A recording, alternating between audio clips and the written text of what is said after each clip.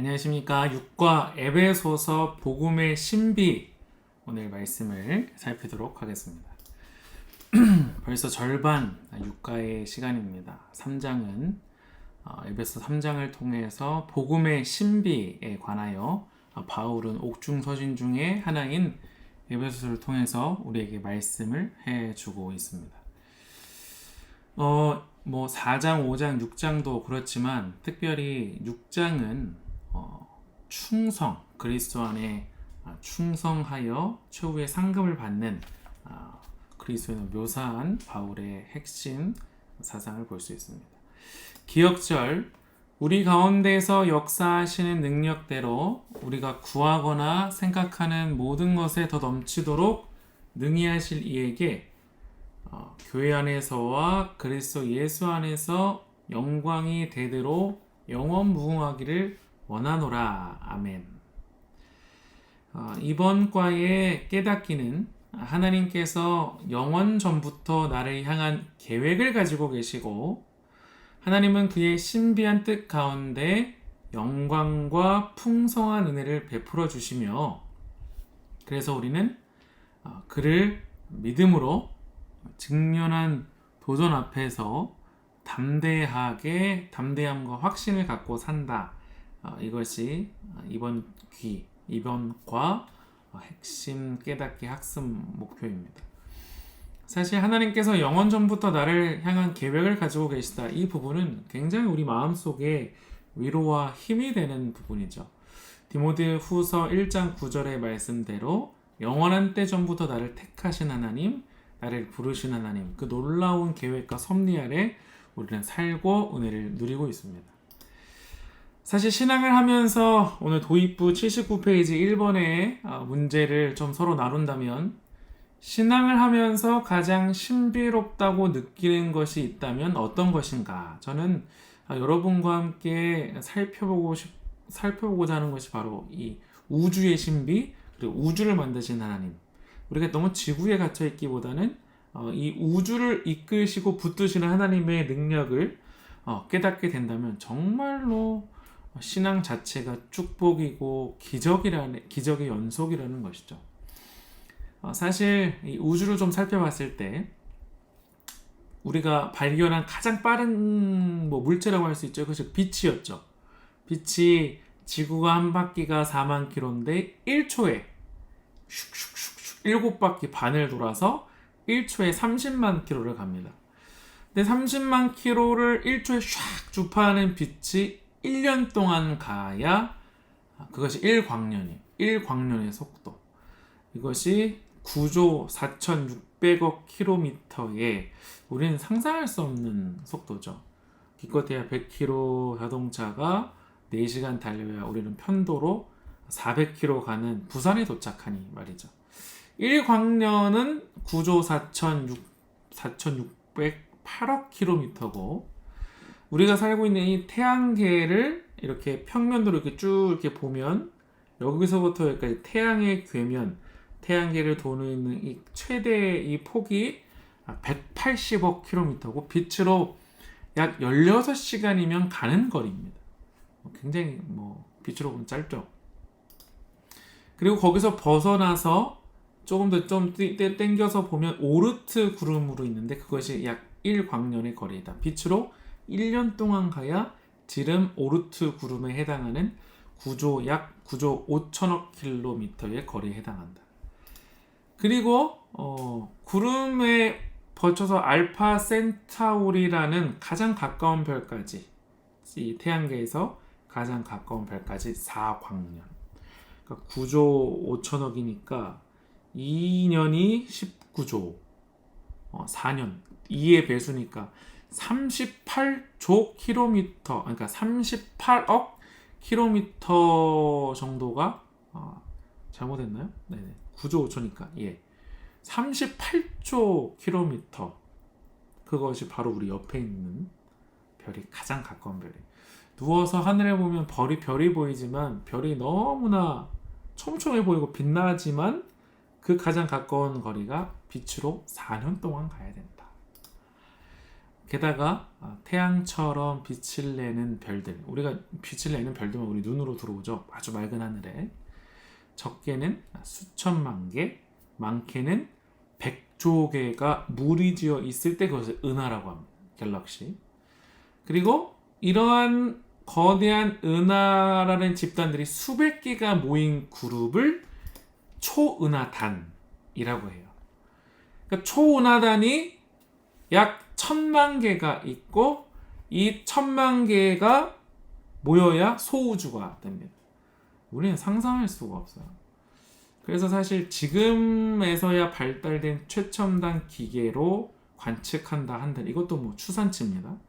현재 우주과학 기술로 관측한 우주의 지름은 930억 광년, 빛으로 930억 년 동안 가야 된다.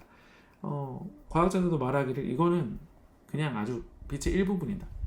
그래서 우주의 크기를 이해하기 시작했을 때 사람의 존재는 아주 티끌의 먼지도 안 된다. 깨닫기 시작했어요. 우린 지금 지구에 삽니다.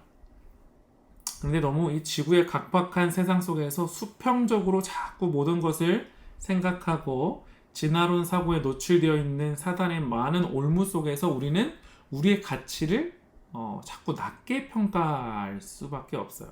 우리는 우리 가치를 낮게 평가하는 것이 아니라 우리는 안스로포스, 헬라어로 안스로포스는 하늘을 보는 사람들, 우주를 쳐다보는 사람들, 하늘의 보좌를 보는 사람들이어야만 하는 것이죠. 그래서 저는 이 서두의 이 질문으로 인하여 우리는 굉장히 가치 있는 존재이고 정말 이 광활한 우주에 이 지구에 찾아오신 하나님, 이것은 사랑 두 글자로 표현하기에는 형용할 수 없는 사랑. 그래서 그 크신 하나님의 사랑 말로 다 형용 못하네. 그래서 하늘을 두루마리 삼고 바다를 먹물 삼아도 그거 다 쓸 수 없다는 얘기예요. 얼마나 하나님의 사랑이 위대한지. 그것이 신앙의 신비고 우리가 누리는 하나님의 아들, 딸이 되는 경험입니다. 그래서 이 사실을 복음의 신비를 사도 바울은 첫째 날 이방인을 위하여 갇힌 자 된 난 사도다. 그렇게 말씀하면서 바울은 그 당시 사회가 명예와 수치심을 중시하는 로마 문화였는데 포로로 표현하고 있다? 그리스도의 포로로 표현하고 있다는 얘기는 그리스도에 속한 자가 얼마나 축복된지에 대한 하나의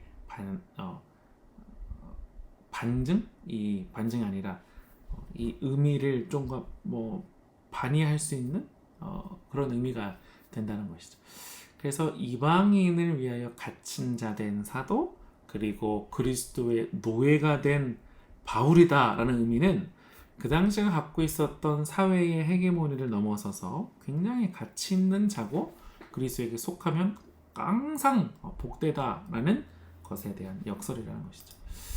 첫째 날 교훈, 바울이 자신의 로마의 포로가 아닌 그리스도의 포로라고 소개한 것은 그 삶에 더 깊고 신성한 목적이 이루어지고 있음을 의미하는 것이다 라고 했습니다. 로마가 포로가 된다는 것, 본인도 지금 옥중살이의 감옥에 살고 있지만 포로라고 소개한 것 자체는 그 삶의 깊이가 유한한 이 지구 해아의 삶이 아니라 신성한 목적, 나를 부르신 자의 목적에 부합되기 때문에 영원과 연결된 그분에 우리가 속하게 된다면, 사랑의 연결고리로 하나가 된다면 우리는 영생할 수 있다에 대한 복음을 설명하고 있습니다. 둘째 날, 오랫동안 감춰진 비밀의 복음의 비밀에 대하여 바울은 에베소 3장 1절과 6절에 대해서 저자는 이렇게 말합니다. 사실 에베소 가정교회 이방 신자들을 위해서 이것을 기록함에 대한 이유는 지난주 교과에 살펴봤던 것처럼 유대인만, 선민만 구원할 수 있는 사상을 하나님은 철저하게 파헤치고 무너뜨리기를 강력히 원하셨고, 하나님은 사도 바울을 통해서 복음의 강력과 그 비밀, 이것은 이렇게 태어나는 지역, 성분, 스펙, 인종, 이것을 넘어서는 통합적인, 두루두루 비치는 평화로운 수평적인 관계 속에서 빚어지는 평등이다라고 할 수 있는 것이죠.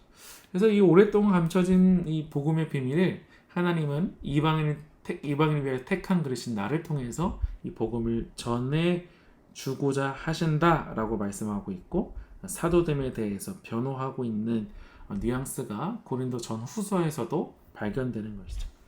그래서 바울이 공개한 복음의 비밀은 유대인과 이방인으로 구성된 교회에서 이방인도 마찬가지로 상속자가 되고 지체가 되어서 함께 약속에 참여한다라고 말씀을 하는 것이죠. 우리도 사실 태어난 것을 보면 영적인 이스라엘, 우리 이스라엘 태어나지 않았지만 우리도 어느 아버지 어머니 다 여타 아버지 어머니가 사랑을 하여서 생명을 낳았고, 이 생명을 낳은 것은 우연이 아니라 다 하나님의 섭리 아래에서 살았고, 우리는 말씀을 통하여 그것이 모태균이든지 아니면 여생을 살다가 어느 순간 회심을 경험하는 그 순간이든지 우리는 믿음으로 구원을 받았고 개인의 구조를 영접했고, 똑같이 이방인도 먼저 택한 백성 이스라엘처럼 공동 상속자가 된다는 것, 우리는 굉장히 큰 축복이라는 것입니다. 셋째 날 8월 1일 하나님의 지혜를 나타내는 교회. 우리 교회의 사명은 복음을 전파하는 것이고, 또 하나는 하나님의 지혜를 드러낸다. 이것이 굉장히 중요하다는 것이죠. 그리고 자기를 스스로 뭐라고 말하고 있냐면, 모든 성도 중에 지극히 작은 자 중에 작은 자. 하나님을 만나기 전에는 사울 굉장히 큰 사람이었는데 하나님의 겸손을 체험하고 그분의 놀라운 사랑에 매혹되자 그들은 스스로 낮출 수밖에 없는 바울이라는 이름을 택하게 된 것입니다. 이것을 낮춘다는 것이 수치심이 아니라 하나님의 겸손, 하나님이 우리에게 보여주신 사랑을 그대로 실현하여서 우리는 다만 그리스도에 붙든 도구가 되는 것이죠. 이것을 우리는 지혜를 통해서 하나님의 각종 지혜를 교회를 통해서 보여주는 것이죠. 미련한 자를 택했지만 우리를 통해서 하나님은 온 우주의 뜻, 온 우주를 붙드시는 하나님의 뜻을 성취시키는 것이죠. 그래서 사도행적 303페이지에는 그는 자신의 지혜를 주장하지 아니하고 하나님의 능력만이 그로 하여금 하나님을 기쁘시게 하는 방법대로 진리를 전할 수 있게 해주었다는 사실을 인정하였다. 바울은 모든 교사들 중에서 가장 위대하고 위대하신 그리스도와 연합함으로 모든 계급의 필요에 응하고 어느 때나 어느 장소에서나 어떤 환경 아래에서도 적용할 수 있는 하나님의 지혜의 교훈을 전할 수 있었다라고 말씀하고 있습니다.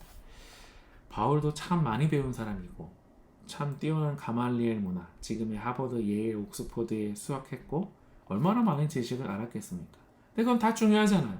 배설물로 여겼고 온전히 하나님이 주시는 각종 각양 은사가 내려오는 성령의 지혜로 하는 것. 우리는 그 나의 지혜가 아니라 하나님의 지혜를 드러내야 할 하나님의 교회다. 이것이 셋째 날 소식입니다. 그래서 셋째 날 교훈은 유대인과 이방인을 연합하게 하는 교회의 구성은 만물을 그리스도 안에서 통합하여 하나 되게 하는 하나님의 계획의 승리를 보여주고 있다라고 말합니다. 넷째 날, 나의 마음에 거하시는 그리스도. 사실 에베소서 3장 14, 15절 이 86페이지 교재에 보면요, 아무래도 이제 헬라어 언어에서 영어로도 오고 뭐 영어가 한자로도 하고 여러 가지 번역해서 한글로 왔지만 그 외에 많은 번역본이 있지만 원문과 바울이 했던 의도를 조금은 좀 이제 실감나게 번역하지 못할 수도 있죠. 한계가 있어서 언어의 장벽 때문에. 그래서 바울이 하늘과 땅에 있는 온 가족에게 이름을 주신 아버지 앞에 절한다고 했을 때의 그 뉘앙스, 언어 유기는 아버지를 뜻하는 헬라어 파테르와 가족을 뜻하는 헬라어 파트리아 사이의 음성적, 그러니까 파테르, 파트리아 다 같은 단어지만 언어 유희를 사용해서 그가 말하고자 했던 것은 우리는 죄의 연약한 가운데 있지만 불완전해서 우리의 계획은 실패와 수포로 들어가지만 여전히 하나님의 것이다. 이것이 파테르와 파트리아 사이에 있는 영원한 하나님과 연계되어 있는 끊임없는 관계다. 그러니까 원뿌리인 하나님, 원뿌리인 하나님의 놀라운 자양분, 영양분에서 끊어지지 않는, 스스로 이 자리를 박차고 나아가지 않는 끝까지 붙드는 믿음의 전사가 되기를 간절히 바랍니다. 넷째 날 교훈은 하나님은 당신의 신성한 이름을 모든 가족들에게 주셨다. 그것은 가족들이 하나님의 소유이며 다 헤아릴 수 없는 사랑의 대상임을 의미한다.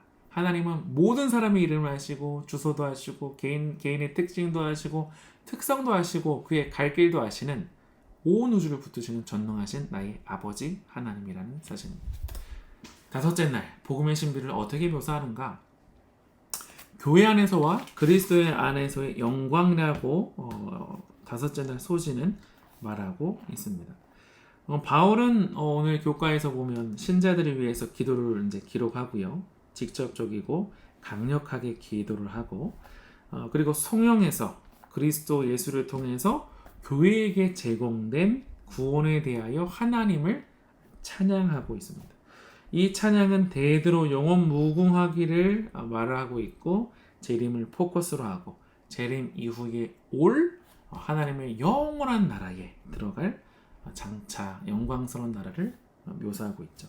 그래서 신자들이 하나님의 모든 충만하신 것으로 충만해지는 것으로 상상하고 찬양하며 우리의 영적 현현과 실제 속에서 날마다 하나님을 모시는 경험이 있어야 하고 다른 서신에서도 말하고 있는 경건의 연습을 하여서 하나님이 오실 때에 정말 넉넉하게 하나님의 의로 말미암아 승리하여서 악의 권세를 물리친 하나님의 백성이 되기를 간절히 바라고 있는 것이죠. 그래서 다섯째 날 교훈, 바울은 교회를 돌보시고 협력하시는 그리스도의 사랑으로 교회 가운데 그분의 영광이 나타나게 할 것을 상상하며 그것에 감사하고 있다라고 말합니다. 우리 수원중앙교회 성도님 여러분, 우리는 제2의 탈바꿈을 기다리고 있습니다. 우리가 2년 후에, 3년 후, 4년 후에 우리 교회의 모습이 외형적으로는 바뀝니다. 그것이 더 새로운 건물에 많은 편의시설이 있을지도 모르지만 교회 건물은 외형에 있는 것이다. 외형에 있는 것이 아니라 교회를 이루는 구성원, 각 가정, 각 개인, 그리스도와 연결된 영원한 실제를 경험하는 그곳에서 영적인 힘이 발휘된다. 그리고 복음의 신비는 그것을 체험하고 날마다 말씀을 묵상한 자를 위해서 그 복음은 열려진 바 된다. 그래서 예수님이 가라고 했을 때 지역과 인종과 신분과 차별을 넘는 이 평등한 복음을 끝까지 전해서 하나님 오실 때에 하나님의 넉넉한 상급을 받는 저와 여러분 되시기를 바랍니다. 결론, 우리가 이 땅에서 하는 일은 그리스도와 함께하는 특권으로 더 고상한 목적을 지닌다. 바울은 감옥에 있을 때도 로마의 포로가 아닌 그리스도의 포로로 하나님의 영광을 위한 계획 가운데 있음을 분명히 알았다. 하나님의 영광을 받은 교회는 그 지혜와 은혜를 드러내므로 그리스도의 사랑이 그들 가운데 충만함을 나타낼 수 있다. 우리를 통하여 하나님의 지혜와 은혜를 충만함을 남들에게 그리스도 아직 모르는 그 모든 분들에게 드러내기를 간절히 바라면서 오늘 교과를 마치겠습니다.